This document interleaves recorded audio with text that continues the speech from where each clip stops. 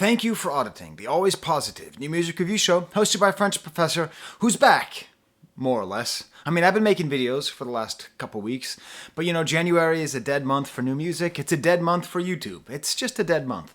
But finally, some new music is trickling out, and I'm here to review it.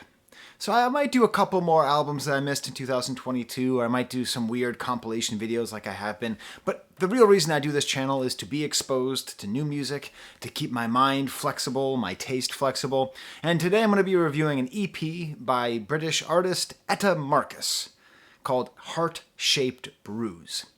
Now, the reason I'm reviewing this, sometimes I can be pushed around. And I was pushed around by Tidal. So Tidal is the streaming service that I use, and they just were promoting this all over the place. And I've just sort of, I haven't even really noticed there's been any new music coming out over the last couple of weeks. So I just decided to click on it, and I liked it. I didn't know exactly what to think about it, but I liked it. When I was done listening to it, I had this sort of question, like what is she about? Like, what's her thing? How do I put her in a box? Can I put her in a box? Part of being a dilettante music critic like myself is, boxes make things easier. If someone is in a box, and you can say they're very good at being in that box. Or if they're very clearly out of the box, you can talk about how avant-garde they are. But Etta Marcus is, and especially this EP, is hard to place because, in a way, this album feels like a sampler. Does that make sense? Like, every song has a slightly different vibe, like she's going for something different, or like they are going for something different. She works with a great band, a very talented producer. So, as a music critic, I'm a little bit stymied. As a fake music critic, I'm a little bit stymied, Real professor, fake critic. Maybe I should make a shirt that says that. So what did I do? I looked up some articles about her. I tried to see what it said on her Wikipedia. She doesn't have a Wikipedia. Turns out she's, wicked young. She's maybe 22, 23, something like that. Her music definitely has a lot more maturity than that. I mean, thematically it makes sense as like a young person's album. It's a lot about sort of heartbreak that you sort of only feel at a certain age. Or the way the heartbreak is expressed is very young adult heartbreak. But I came across a couple articles, including one from NME, the British titan of, well, I guess nothing in print is titan anymore. The once titan of British new music journalism. And it had this interview with her where I learned that she's been put in a box, but by somebody else. It turns out she was in a box called the Sad Girl box. So before I even get into the interview, I just want to put my voice behind trying to destroy this term. If this term exists, if this term were a mosquito, I would slap it on my forearm and kill it forever. Okay? So she refers to it in this interview. It's horrible to call it a market, but the tag is a big place in music, especially at the moment. Fiona Apple is a huge inspiration, but I think it limits you immediately to get placed in this sad girl bubble. So I just learned that this term exists. And to this term, I say nuts. Nuts to this term. I'll go one step further. Bollocks. Bollocks. And nuts to this term, sad girl music. Let me tell you why. Can sad boy music exist? I think so. Can sad girl music exist? No. Because human civilization, our civilization, has a long history of discrediting women based on the false claim that they are more emotional and therefore should be taken less seriously. If you want to check the history books, you want to check the score, okay? It's 10 billion to 0 in terms of discrediting women as far as what they think, what they want, what they believe, based on the concept of emotion. So it's not actually like, oh, if there's sad boy music, there can be sad girl music. No. And more specifically, it's such a dismissive term. You know what? I'm going to go against it for male music as well. Reducing any music to simply being an emotion implies inferiority. That it's, purely of the heart and not at all of the mind. And here's a little trick. If you want to make music that really moves people, you have to be really smart. You can't just, that doesn't actually reach people. Any musician who's capable of moving you emotionally primarily did it through their intellect. It's like an emotional movie, you know? What, you think emotional movies are written by people who are in emotional turmoil? So, I don't know what box we're going to be putting Etta Marcus in. I think maybe there's no need for a box. I would just forget the box. Let's just listen to this music. Let's take it song by song. As Naughty by Nature taught us, let's take it frame by frame it and study this very agreeable 25 minutes, 20 minutes of music. The main thing I would say is that it's emotionally strong. So maybe that's just it. Maybe people refer to music by the emotion because they are incapable of separating themselves from the emotion that they hear. Anyways, very emotionally strong music, very charismatic. Her voice. I think what's happening is this: is that her voice and her charisma are so strong, like really strong, like spooky strong, that they know that whatever the it is, she has it. Now, listen, that doesn't mean she's going to be famous. That doesn't mean she's going to be successful. The one thing I know about this channel, about studying new music for almost 5 years now, is a lot of people have it, and it gets them nothing in terms of financial success or stardom. But definitely, you hear her singing, she has it, and that it is a charisma, is a seductive quality. I don't mean seductive as like, ooh, sexy. I mean like the Latin root seducere, you know, like to draw towards. Like you are drawn in towards her. And she's able to do that with sometimes a low voice, sometimes a sort of strong voice. At times when I'm listening to this, I feel like it's sort of bedroom poppy, sort of in a Billie Eilish vein. Sometimes it's much more sort of straightforward rock, and I sort of think of it more in a PJ Harvey lane. Sometimes it's very sort of like pop, but like a kind of cool dark pop. It makes me think of Lana Del Rey or Lorde. And then I'm just sort of realizing, sorry, I'm getting a phone call from... My phone is my camera, and I'm getting a phone call from my work. I am not going to answer. So I have all these names in my head, and of course I'm doing the same thing. I'm doing the same thing of trying to put her in a box. And I'm trying to put her in a box by just saying, what other women does she sound like? And so on behalf of all the great creators who made this album, I will say bollocks to Professor Sky. Feel free to put that in the comments. Feel free to subscribe and to smash the like bucket. I do want more support on this channel. I am over 50,000 subscribers, which means I can tell my students this next semester, which starts the day after tomorrow, I am a YouTuber with 50,000 subscribers, so maybe you should pay attention in class. But bollocks to Professor Sky. I do hear these influences in the music. I do also hear Fiona Apple. So I'm not just going to reduce her to just being in that lane, but the fact that I'm citing all these very different musicians, right? I mean, Billie does something different than PJ, does something different than Lana, does something different than Lorde. It is part of what makes this such an interesting project. And what I wonder is this project trying to see what works? Like, is it taking all these different lanes? It gets sort of like almost Americana at points. It gets very poppy at points. It gets sort of very rock. It gets sort of very bedroom poppy. Is it just trying to see what works and then they're going to go in that lane? Or is this her lane? Is her thing just a good songwriter with excellent production, just making music? Okay, let me give you an example of what the song sounds like. Click above the banana above Elvis to hear the song Heart-Shaped Bruise. Now, you might get the joke. So I have PJ Harvey back there, because that's probably the influence I hear the strongest in this music. You'll also see Nirvana's In Utero, Heart-Shaped Bruise. And what's the name of the biggest single off of In Utero? Heart-Shaped Box. Obviously, I think of Heart-Shaped Box when I think of Heart-Shaped Bruise. I was intentionally manipulating your expectations, hoping that you would think about that. You'd think of the word box, because I've been saying box for the past 5 minutes. A little behind the scenes of my diabolical literary tricks. So, Heart-Shaped Bruise, Heart-Shaped Box. She should not be in a box, heart-shaped or not. And then Elvis Costello's there. Why is Elvis Costello there? Because he has a song called Heart-Shaped Bruise. from 2004 with Emmylou Harris.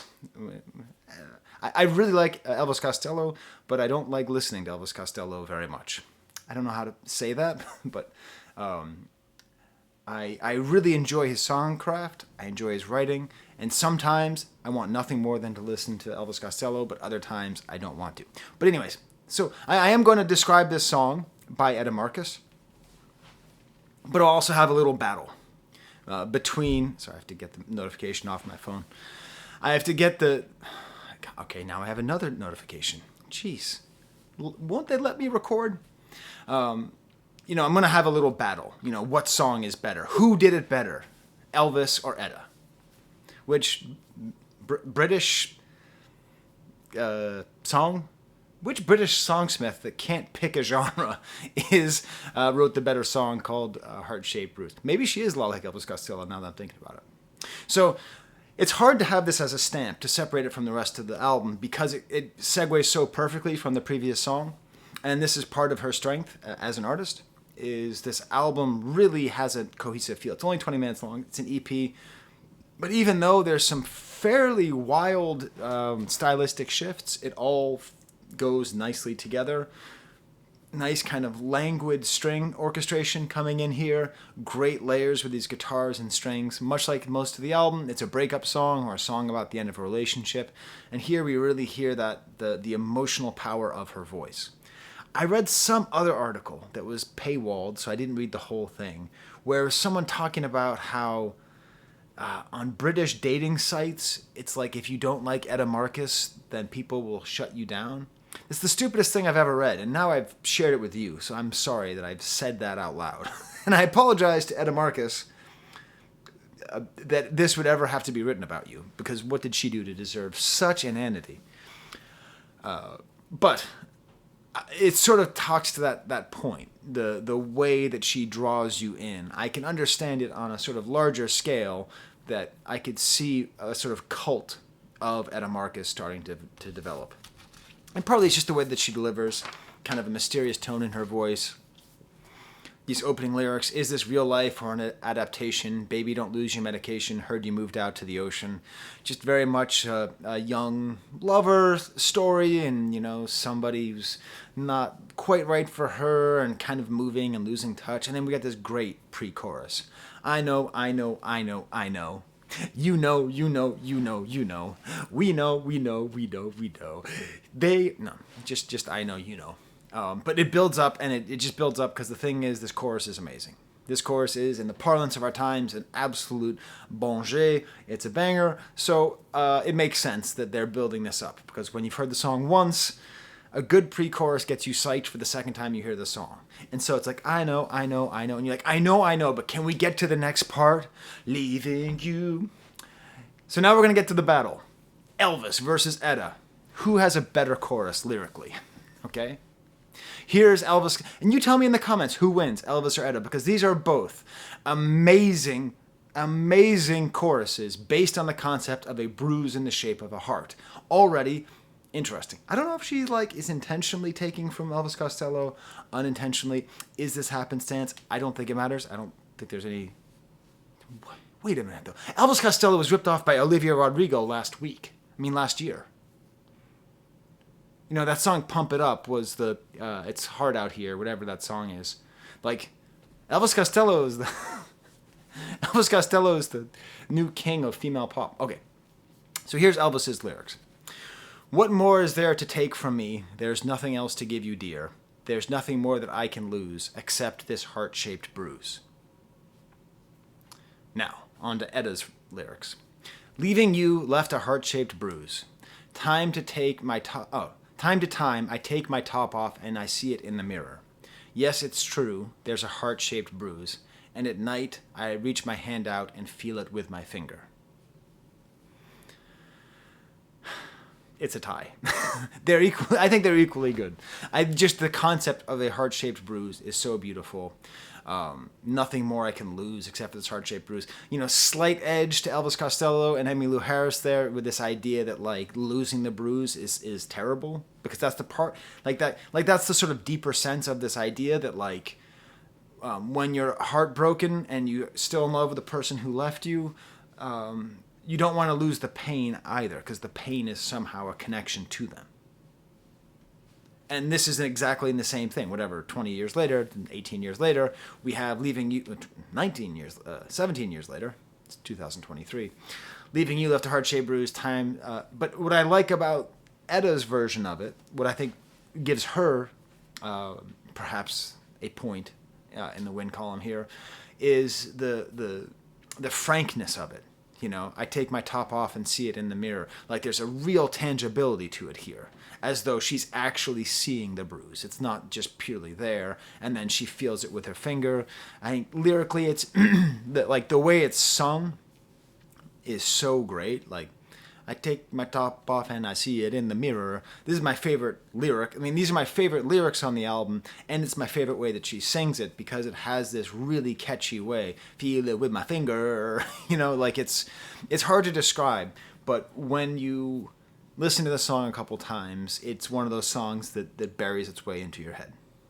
It makes you go onto I don't know, Tinder or Grindr and say you will only hook up with people who like this music. You know, yes, it's true. As a heart-shaped bruise, and at night I reach my hand out and feel it with my finger. Like there's a way that she's playing with alliteration, time to time, take my top off, feel it with my finger. But really, what it is just the rhythmic interest that is the extension of the line.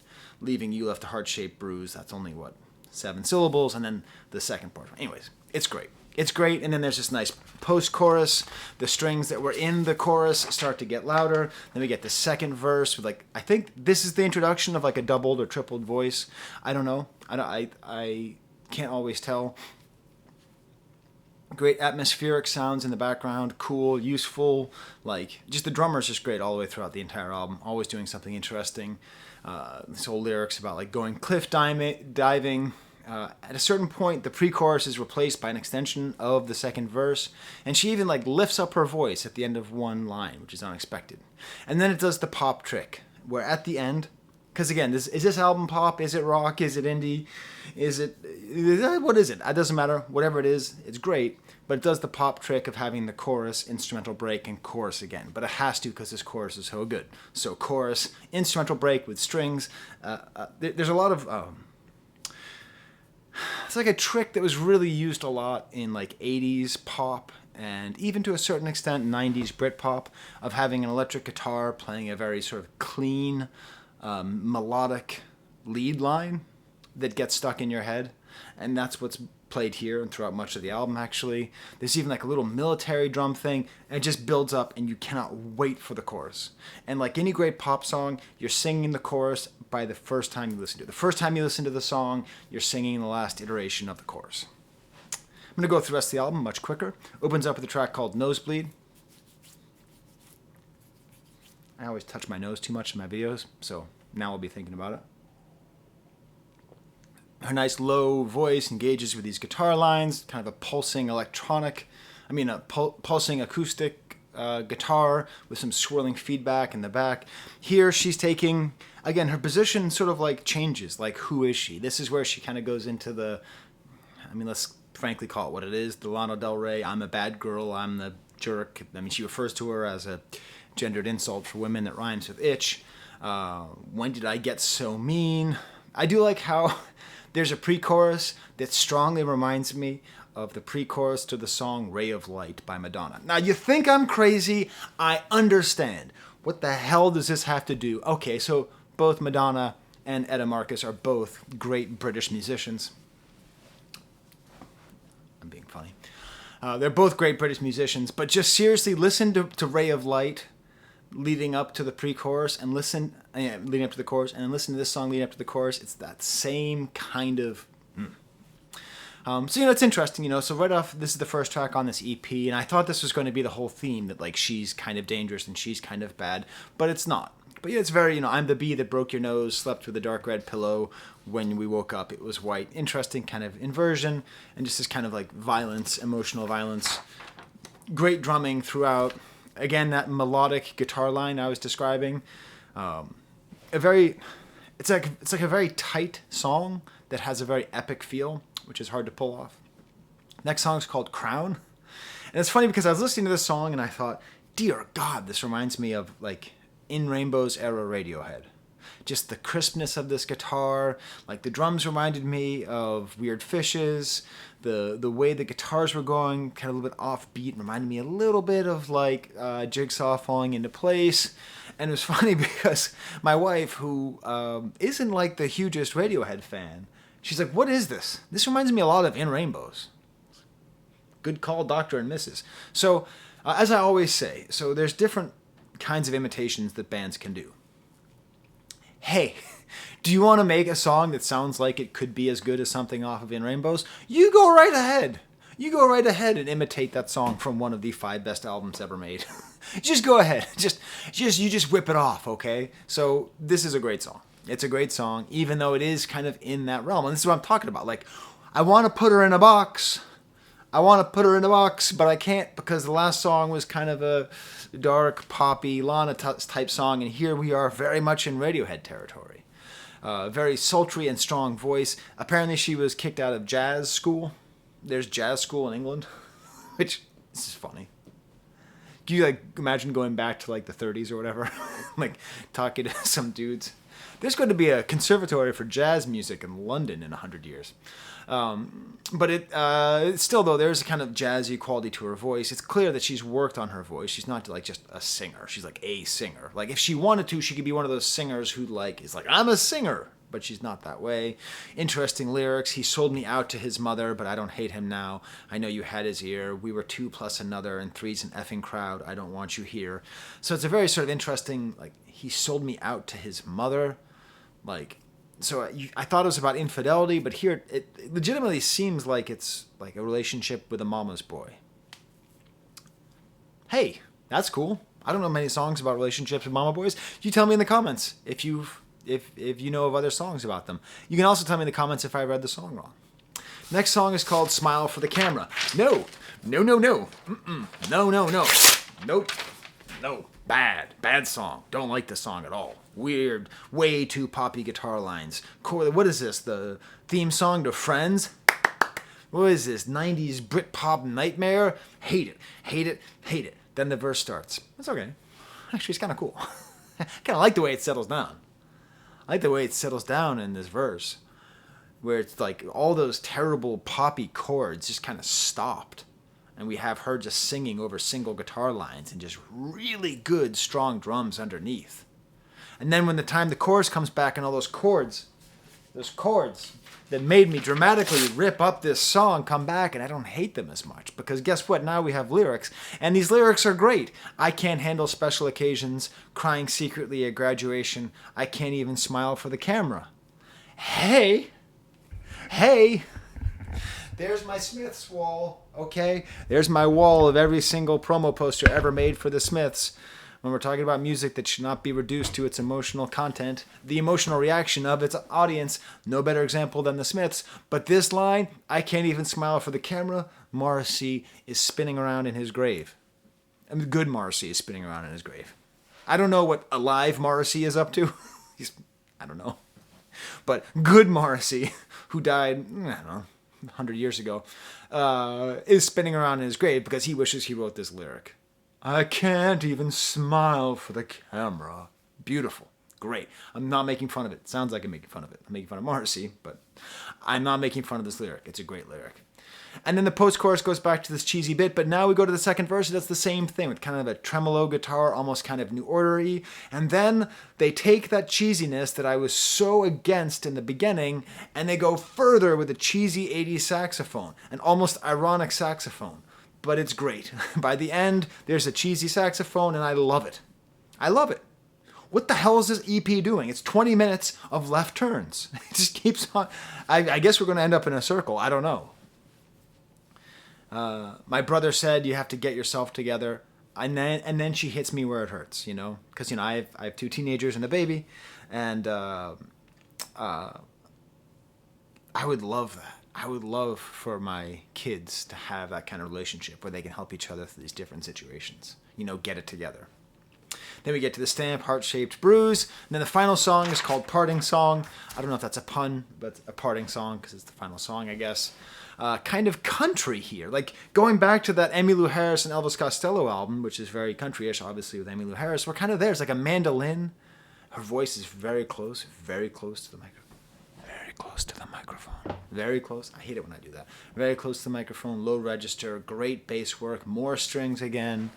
The vocal production at times has her as a wall of voices. There's like a fiddle in the background, and this great sort of stand-up bass. It's like we're having a hoedown, total mode change, all about being a parting song, and the whole album ends up feeling like it's an album about a heart-shaped bruise. Thematically, it all comes together. It's all about this heart-shaped bruise. It's all about what's my reading is this is a relationship with somebody who was unstable, but that she was not kind to, and they broke up, and she still feels pain, and she's trying to stay in touch with that pain, but she knows that that relationship will never be rekindled again, and so she is saying goodbye to it. The end.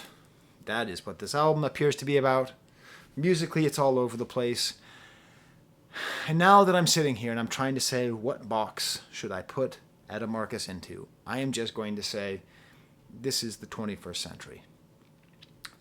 Genres are dead. Imagine Dragons killed genres.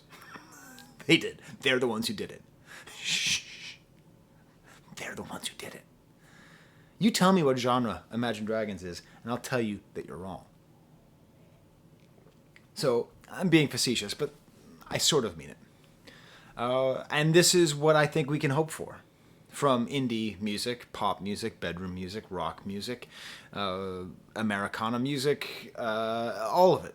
It's just, we're now reaching a point, thanks to technology and algorithmic doodads, that we are just allowed to just have a good musician who makes good music. That's why I've been watching this 27-minute video about a 20-minute EP, is for somebody with a doctorate of philosophy to tell you this music is good. There's the camera.